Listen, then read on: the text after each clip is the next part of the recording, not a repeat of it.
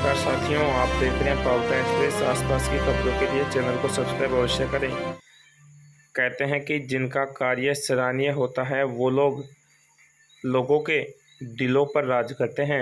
ऐसी ही कुछ सुखद तस्वीरें हम आपको पाउटा से दिखा रहे हैं, जहां नायब तहसीलदार के स्थानांतरण होने पर ग्रामीणों ने किया है भव्य स्वागत। बता दें, पाउटा नायब तहसीलदार बाबूलाल कुम्हार के नागौर के लाडनू तहसील क्षेत्र में स्थानांतरण होने पर पाउटा कस्बे में ग्रामीणों के द्वारा भव्य स्वागत व सम्मान किया गया है।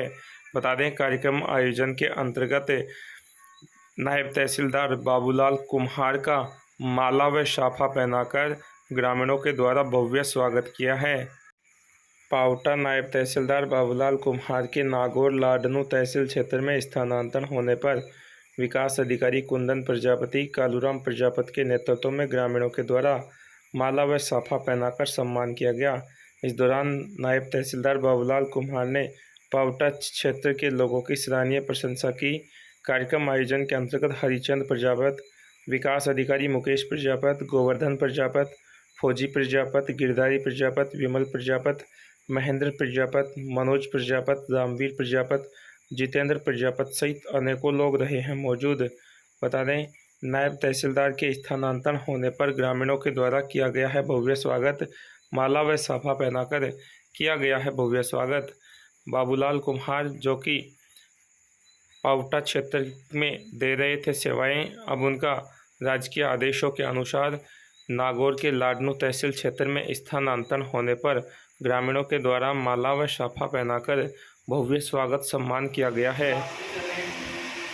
पर ये भी एक कर्मस्थली का नियम है कि सतत जिस तरह से एक नदी प्रवाहित होती है, वैसे कर्मस्थली भी अपने पथ से प्रवाहित होती रहती है और उस पथ प्रवाह का निर्वहन करते हुए अब जो हमारे यहाँ आज तक जो सेवा दे रहे थे हमारे यहाँ तहसील पाउटा में, अब इनका सरकारी नियम अनुसार जो सरकार के जो विशेष आदेश होते हैं उनकी पालना में अब इनका अन्यत्र जिले में ट्रांसफर हो गया। अभी रास्ते में बात करते हुए थे, बता रहे थे नागौर के बेगाना तहसील में इनका ट्रांसफर हुआ है। खुशी भी है, लेकिन हमें तो गम निश्चित रूप से कि इस तहसील में हमारा कोई अवसर था जो आप हैं रहेंगे हमारे लिए, लेकिन हमें एक अवसर होता था जब भी हम तहसील में जाते थे, दिल्ली में भी पैर रखते थे, तो ये लगता था कि हमारे भी कोई अफसर यहाँ बैठे और हमारा नाम से काम होता है। मैं एक अनुभव शेयर करना चाहूँगा। इन्होंने इनके सामने फाइल रखी, लेकिन सबसे बड़ी बात है कि सर्व समाज को लेके चलते हैं। इन्होंने कभी ऐसा फील नहीं कराया कि भाई ये जातिगत लोग हैं, ये ऐसा ऐसा है। लेकिन मेरा अनुभव जो मैं बता रहा हूँ, इनके सामने को फाइल ली और सामने कौन खड़े, इन्होंने कुछ नहीं देखा, बिना किसी सवाल जवाब के, और बिल्कुल इन्होंने जो भी रिपोर्ट इन्होंने, और उसके बाद देखा अच्छा आप हो क्या।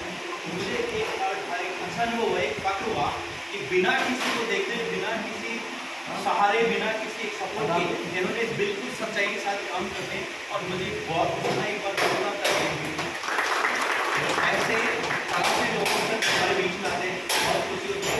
लेकिन एक राज्य सरकार के नियमावली का पालन करते हुए अगर ये जाते हैं कि अपने अनुभव जो कि हमारे तहसीलदार के मौजूद साथ रहे, तो अनुभव को शेयर करें। और मैं चाहूँगा कि हमारे बड़े बैठा हमारी जरूर लोग रखें। अब सुनिए व देखिए नायब तहसीलदार बाबूलाल कुम्हार की जुबानी। नमस्कार साथियों, आज हम मौजूद हैं पाउटा में, और पाउटा में हम ऐसी शख्सियत से आपको रूबरू करवाएंगे जिन्होंने यहाँ पाउटा क्षेत्र में रहकर बहुत अच्छा एक सराहनीय कार्य किया है। और आज इनका स्थानांतरण होने पर पाउटा आज गांव में इस कार्यक्रम का आयोजन किया गया। इनका एक स्वागत सम्मान का आयोजन किया। हम इनसे रूबरू होंगे कि, और आपको भी रूबरू करवाएंगे कि कितने सालों से ये पाउटा थे और पाउटा में इन्होंने जो सेवाएं दी हैं कैसा महसूस कर पा रहे हैं। तो सबसे पहले सर, हमारे पाउटा एक्सप्रेस में आपका हार्दिक स्वागत है।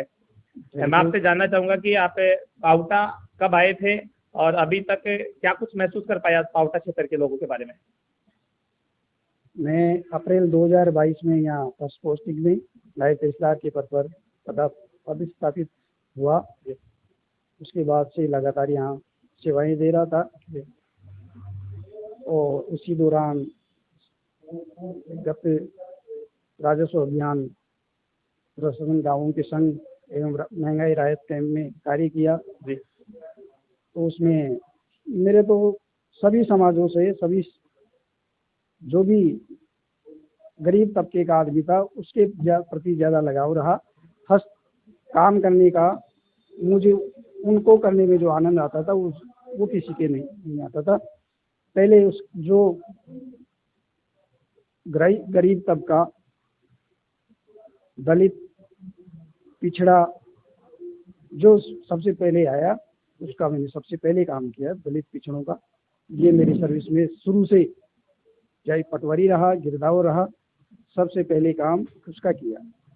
अभी पावटा क्षेत्र में आपने कहा कि 2022 से आप यहाँ सेवारत हैं, तो क्या कुछ ऐसी परिस्थितियाँ भी आपके सामने आई जिसको लेकर आपने सभी सर्व समाज को साथ लेकर और अपनी ड्यूटी का निर्वहन अच्छी प्रकार से कर पाए? क्या कुछ ऐसी समस्याएं आई? कई बार, जैसे रास्ता अतिक्रमण हटाने में और नए जो रोड सैंक्शन हुए थे उनको निर्माण करने में, तो वहाँ भी जो कानून अनुसार, कानून जो कहता था उसके मुताबिक सबको संतुष्ट करते हुए वो कार्य करवाया। उसमें कोई थोड़ी बहुत समस्या आई हो तो पुलिस प्रशासन द्वारा उसको हल कर लिया गया। जैसा मैंने अभी जानकारी मुझे मिली है कि आपका स्थानांतरण यहाँ पावटा क्षेत्र से कहीं दूसरे जगह हो गया, तो कहाँ आपका स्थानांतरण हुआ ये आप बता पाएंगे? मेरा स्थानांतरण चुनाव आयोग की तरफ से 3 साल से जिनको ज़्यादा टाइम अपने होम जिले में हुआ था उनका सभी का स्थानांतरण कर दिया गया है। मेरा स्थानांतरण नागौर जिले में देगाना तहसील में हुआ है। अभी आपने कहा कि 2022 से आप सेवारत हैं, तो पावटा क्षेत्र के लोगों के व्यवहार के लिए आप क्या कहना चाहेंगे? ये निसंदेह यहाँ के लोग अच्छे, इनका व्यवहार भी अच्छा रहा है, कोऑपरेटिव नेचर के हैं, तो ऐसी अच्छे हैं। जैसा कि आपने मुझे बताया कि यहाँ के लोगों का व्यवहार बहुत ही अच्छा रहा है, तो मैं चाहूँ कि अगर आपका प्रमोशन और बढ़ जाता है और आप तहसीलदार बन जाते हैं, तो इस राजस्थान भर में कौन से क्षेत्र में आप अपनी सेवाएं देना पसंद कर पाएंगे? वो मेरा सबसे पहला तो यही इधर ही, क्यों मेरे तहसील से लगता हुआ यही क्षेत्र है। तहसील पावटा, कोटपुतली, बहरोड, ये जिला ही हमारे सीमा से लगता हुआ है जी। इधर ही आना पसंद ज़्यादा करेंगे जी। जैसा कि आपने मुझे कहा कि अभी आपका अगर प्रमोशन हो जाता है तो पावटा क्षेत्र में आप रहना पसंद करेंगे, तो क्या कुछ आप मुझे 1-2 बातें ऐसी बता पाएंगे पावटा क्षेत्र की जिससे आप अट्रैक्टिव हैं, प्रभावित हैं? सबसे पहला तो यहाँ का स्टाफ बहुत बढ़िया था। दूसरा, यहाँ के बड़े अफसर भी थे और विधायक साहब थे, उनका भी नेचर अच्छा रहा है। ज़्यादा राजनीति कार्यों में दखलंदाजी नहीं करते थे, ये ज़्यादा पसंद था। बहुत बहुत धन्यवाद साहब।